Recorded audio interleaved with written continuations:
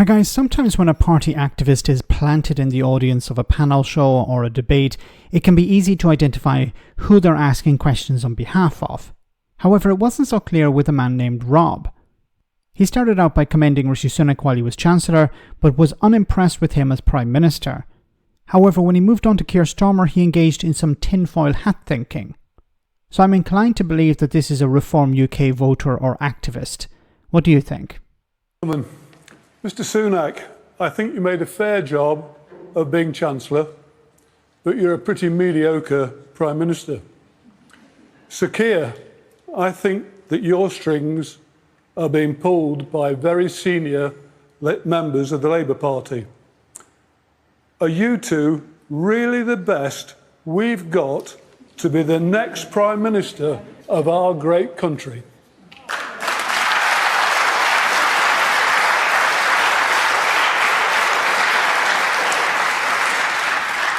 Rishi Sunak. Well, Rob, look, I can understand your frustration, everyone's frustration, because the last few years have not been easy. We've dealt with a lot as a country. I'm not saying we've got everything right. I certainly would be the first to acknowledge that. But I've been your Prime Minister for 18 months. And in that time, we've got inflation down from 11% with all the damage it was doing to the cost of living back to target. The economy in the first quarter of this year, fastest growing in the G7.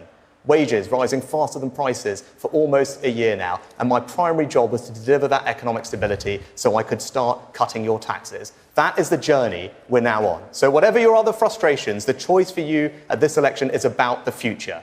If you want lower taxes, if you want your borders secure, as Steve was asking before, if you want a sensible approach to net zero, if you want your pension protected with a triple lock plus, that is what I will do for you.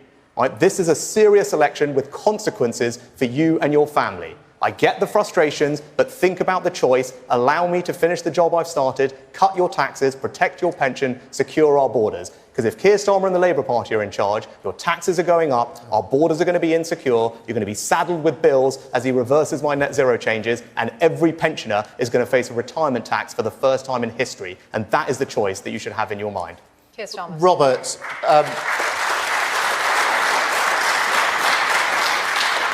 Robert, earlier in my career, I worked in Northern Ireland with the police in Northern Ireland as part of the work out of the Good Friday Agreement.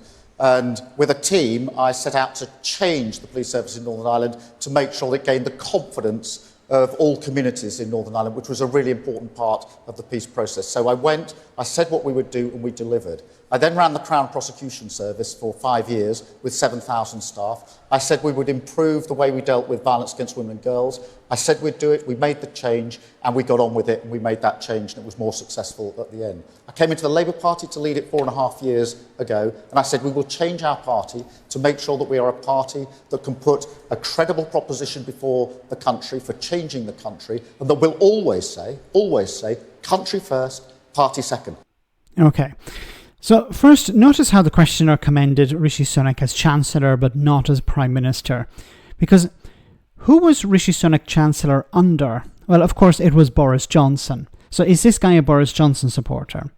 Also, on Keir Starmer, he suggested that he's some sort of puppet. Well, Reform UK have claimed in the past that Tony Blair is really running the show, not Keir Starmer.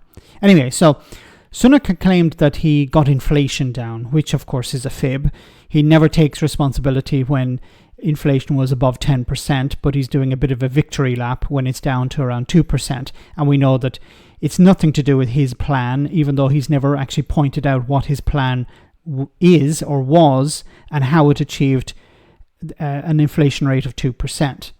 He also is lying about the fastest growing economy in the G7. Now, when it came to wages and wages being above prices, he is correct in a limited and specific way. He's talking mainly about this year. But if we look at wages over the last 14 years and compare them to inflation, well, there's been a drop in real terms in workers' purchasing power. So he can't really claim a victory there.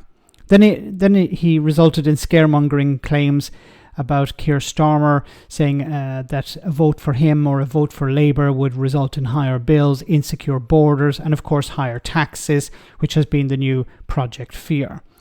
Now, when we go to Starmer instead, he replied, on his record on the transition from the RUC to the PSNI in Northern Ireland, which was interesting, but it's a strange one to go with because most voters, I believe, in England have no idea what he's talking about here.